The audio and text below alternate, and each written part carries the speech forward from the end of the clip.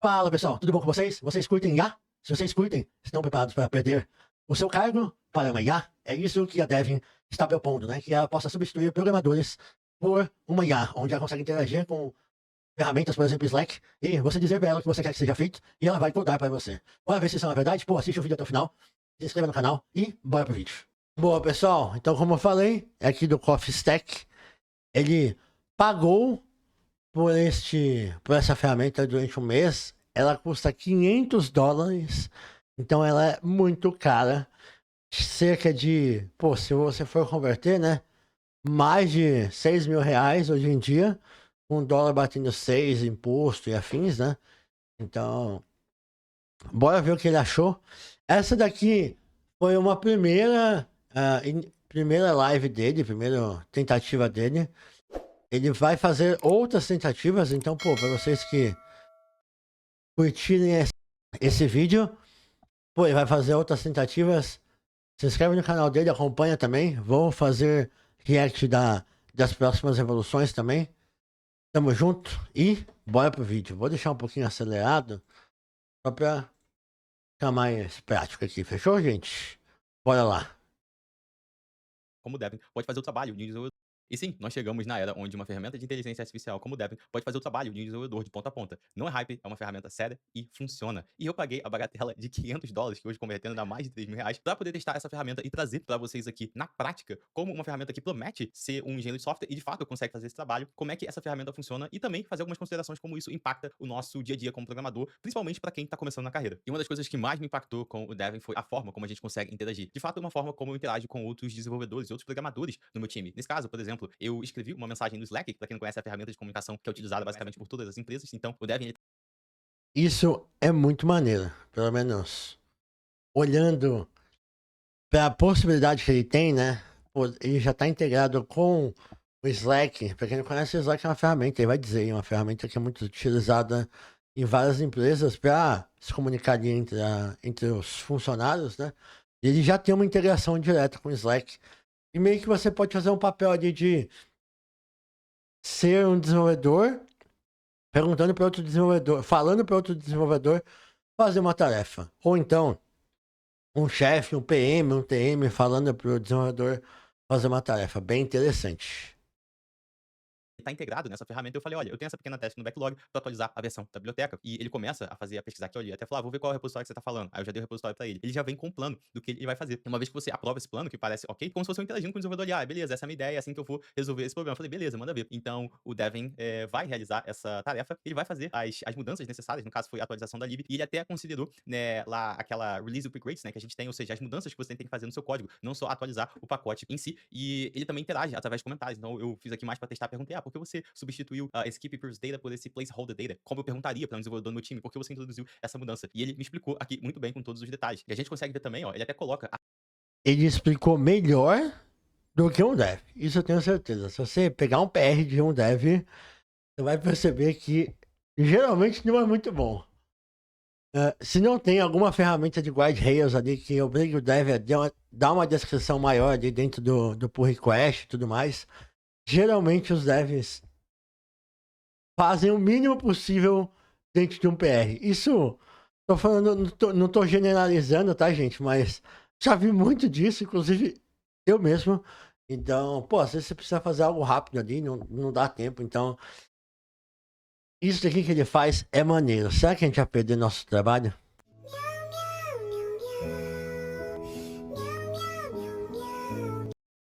muito bem com todos os detalhes. A gente Complicado. consegue ver também, ó, ele até coloca a sessão dele, né? Então eu consigo clicar e ver de fato o que o Devin ele fez, né, ao longo do processo para chegar a essa refatoração, esse pull request. Então aqui ele coloca, por exemplo, tô investigando a codebase. Então ele foi lá no arquivo package.json e aqui, ó, migrando. Então olha só, ele pesquisa no browser, né? Ele vai abrir o browser e ele vai pesquisar assim como o desenvolvedor faria. Ele tá abrindo os arquivos aqui para verificar. Então ele abriu esse arquivo, depois ele abriu esse outro, ele fez uma atualização. Então beleza, ó, ele reescreveu o plano aqui, mudou um pouquinho o plano. Aí ele já fez uma alteração no package.json. Ele viu que tinha uma sintaxe que ele precisava atualizar. Então ele foi lá no arquivo e mudou essa sintaxe aqui, né? E quando ele viu que estava pronto, ele foi lá, né, criou o pull request, esse pull request que vocês estão vendo, e realmente ele fez exatamente o que deveria fazer, não precisei fazer nenhuma mudança, o pull request foi aprovado e tá mergeado, o Devin conseguiu entregar a tarefa de ponta a ponta, de uma mensagem.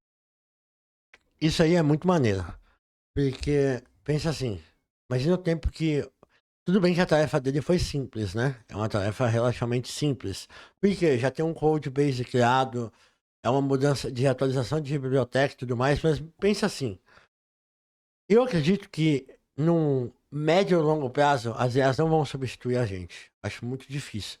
Principalmente em features complexas, né? Pô, criar uma feature nova, startar algo do zero, é muito mais complexo. Mas tarefa simples que, pô, talvez um dev perca algumas horas configurando o ambiente para fazer a mudança, testar, rodar, pô, o Devin consegue suprir muito esse tipo de demanda, assim, demanda simples que poderia, numa sprint, sei lá, você tem, vou chutar, tá? Você tem 6 devs. Desses 6 devs, cada um pegou uma demanda simples que o Devin com certeza consegue tocar. Cada um perderia 2 minutos. Não, 2 minutos não, né? 2 horas. 2 horas ali fazendo o setup do projeto, alterando, testando e tal. Imagina economizar 12 horas por sprint por para esses 6 devs, né? Pô, é um tempo considerável, assim. Vale a pena? Vale o custo-benefício dos $500, né? É algo a se ponderar, né? Então, eu achei muito maneiro. Tem suas limitações, porque o Devin é baseado em é, caraca, esqueci o nome. Em créditos.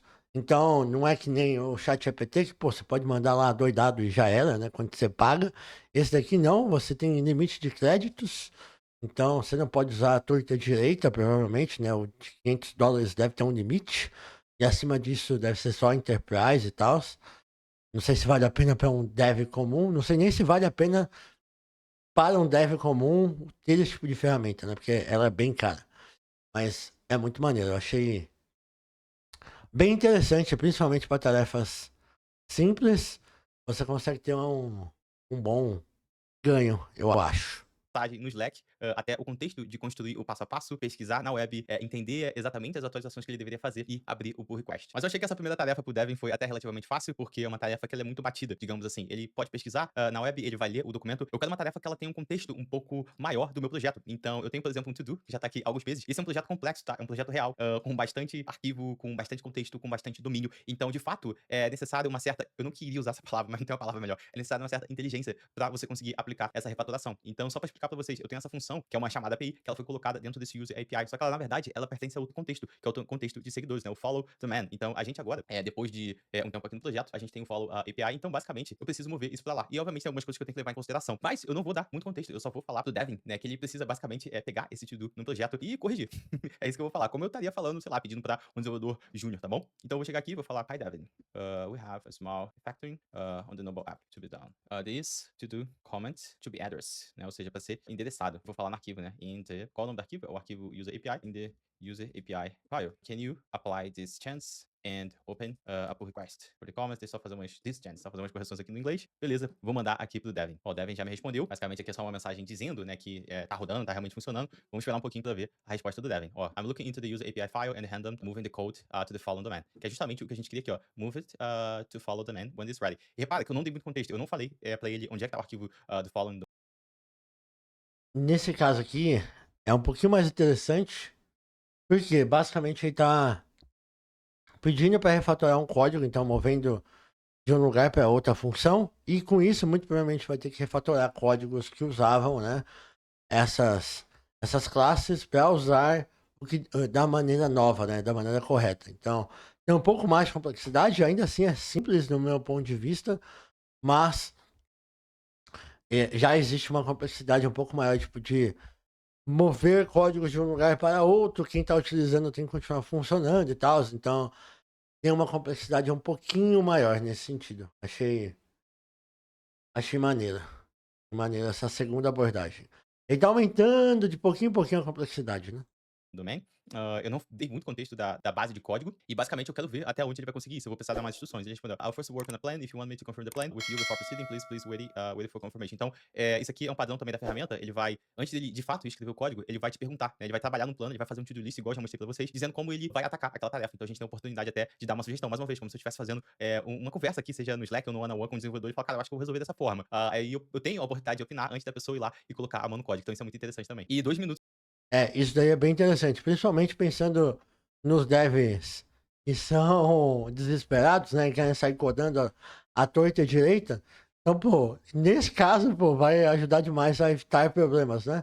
Então, o dev, de vez em sair correndo, aí pergunta, o dev pergunta pra nós, pô, faz sentido essa abordagem que eu tô seguindo? Então, você consegue evitar que a pessoa saia codando, perca tempo, desenvolva algo que não faça sentido, né? E você acaba tendo que sentar com a pessoa, explicar o motivo do que ela fez errado, tem que refatorar o que já tá feito e tal. Então, nesse sentido é muito maneiro. E também tem o outro lado, né? Dos, dos devs que não falam nada, só fazem, você não sabe se tá certo ou não. Aparece um tempo depois com código já mejado e com algum tipo de problema, né? É interessante. Ah, eu falei errado. Esse daí é o mesmo dev de antes, mas tem os devs que, pô, param o tempo inteiro te perguntando tudo que tem que ser feito, né? Então, o dev consegue pesquisar, ver a melhor abordagem que ele considera como válida e tal. Então, tipo, ele já te traz o passo a passo que ele quer seguir. Então, eu achei maneiro essa IA. Eu acho que não vai. Para casos complexos, talvez aí mostre que talvez não dê certo. Mas, assim, para casos menos complexos, pô, eu acho que total vale a pena. E tende a suprir ali algumas necessidades que podem ser feitas rapidamente com IA, né? Como a gente já faz hoje em dia com, por exemplo, eu faço muito isso com o ChatGPT, por exemplo, né? Minutos depois, o Devin já chegou com o plano, né? E aqui ele dá um overview. Olha, ele falou que ele vai remove this follow function from user API. Então ele tá dizendo, ó, pra remover justamente a função, ele acertou, é essa função. And now redundant, por quê? Update user service to import and use the follow API is follow. Então, deixa eu ver aqui. A gente tem um arquivo follow API e a gente tem essa função, ó. A função ela já tá aqui dentro, ó. Então isso é muito interessante, ó. Ele considerou a duplicação, né? Por quê? Porque ele analisou o arquivo e viu que a função já tava aqui dentro. Então, basicamente, ele não vai precisar nem mover a função. Ele vai precisar só remover e atualizar onde a função tá sendo utilizada, né? Então, se a gente der uma olhada onde essa função ela tá sendo utilizada somente somente aqui no user service, né? Follow service, basicamente esse aqui, ó, olha só, aqui ele cometeu talvez um pequeno erro, não um pequeno erro, mas não cometeu um erro, tá correto, porque aqui eu tô utilizando o user API, olha só, ele tá seguindo o padrão do projeto, porque eu tô reexportando essa função dentro do serviço, mas nesse caso, aqui eu tava utilizando, ó, tô chamando diretamente a API, tá bom? Então ele vai basicamente reutilizar a follow API, então na verdade o dev tá correto, tá bom? Então parece, e depois ele falou, run test locally, create API, ensure CI pass before request review, então depois disso ele vai rodar os testes, rodar o lint e ver se tá tudo certo antes do commit, eu vou confirmar, parece que tá tudo ok, é justamente o que ele precisa fazer, e agora eu vou esperar pelo request aí do dev. Great, I will proceed with implementing this change as outlined. Ou seja, eu vou seguir com a implementação como eu acabei de dizer, como foi expressada. Então vamos esperar as modificações do Devin. E o que é interessante também, ó, enquanto o Devin tá fazendo a tarefa, a gente consegue ver exatamente o que ele tá fazendo aqui ao vivo, tá bom? Então, basicamente, ele já tá quase terminando. Isso aí é muito maneiro, porque você consegue saber o passo a passo que o Devin tá fazendo, o processo ali, né, da mudança. Inclusive, pô, aprender com isso, né? De certa forma, você consegue aprender. Eu sei que ele já fez uma pré-configuração ali do projeto, então você consegue passar um setup pro Devin fazer. Então, pô, pra você rodar o projeto, você tem que rodar esse script, tem que fazer esse processo primeiro, esse segundo processo depois. Então, é bem maneiro. E, querendo ou não, né? Te dá uma visão clara do que ele tá fazendo. Né? Não fica tão obscuro ali tudo que ele fez para fazer funcionar, né? Por exemplo, no chat GPT é muito mais obscuro. Ele só te dá a resposta ali e não fala muito onde ele conseguiu as informações. Isso é bem maneiro.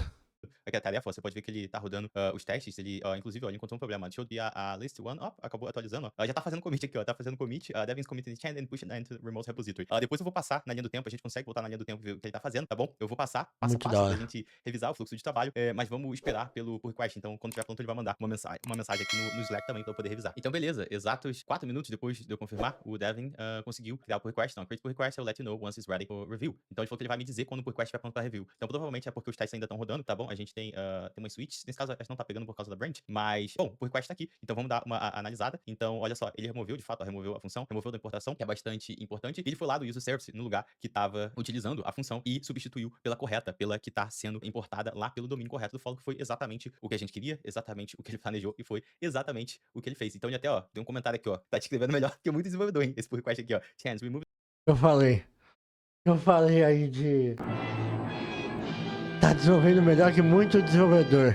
Tá fazendo pull request melhor que muito desenvolvedor. É uma verdade. E, meu, foi uma alteração simples, assim, mas ele conseguiu fazer com certa facilidade. De novo, eu acho que ele vai conseguir suprir muito essa necessidade de evoluções simples dentro do projeto. Mais complexas, acho muito difícil. Camada API, que ela foi colocada dentro desse user API. Só que ela, na verdade, ela pertence a outro contexto, que é o contexto de seguidores, né? O follow the man. Então, a gente agora, depois de um tempo aqui no projeto, a gente tem o follow API. Então, basicamente, eu preciso mover isso pra lá. E, obviamente, tem algumas coisas que eu tenho que levar em consideração. Mas eu não vou dar muito Ih, contexto. Eu só ele voltou aqui, peraí.